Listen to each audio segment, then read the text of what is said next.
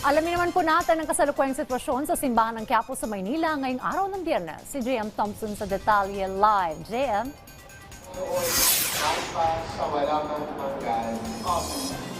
Mapagpalang umaga, Dayan. Araw ng Biyernes, Quiapo Day. Araw ng pagsamba ng mga deboto ng Poong Nazareno. At kasalukuyang nagaganap ang misa dito sa Quiapo Church. Hindi pa man sumisikat ang araw, kaninang umaga ay dagsana yung mga deboto ng Poong Nazareno. At iisa naman yung hiling ng mga nakausap natin kanina. Ito ay ang maayos na kalusugan, kaligtasan at kapayapaan. Kagaya na lang ng biker na si Armando Agustin, panata na niya ang pagsisimba tuwing Biyernes dito sa Quiapo Church kasama ang kanyang mga kaibigan. Bukod sa kanyang dasal na magandang kalusugan at kaligtasan ng buong pamilya, palagi rin kasama sa kanyang dasal ang isang hiling.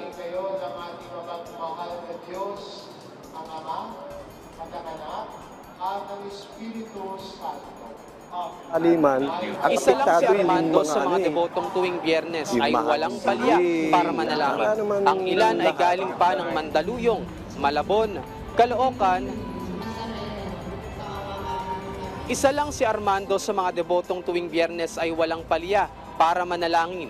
Ang ilan ay galing pa ng Mandaluyong, Malabon, Caloocan at iba pang karatig lugar. Hindi naman iba sa dasal ng ilan pang mga deboto dito sa Quiapo Church ang kapayapaan sa ating bansa.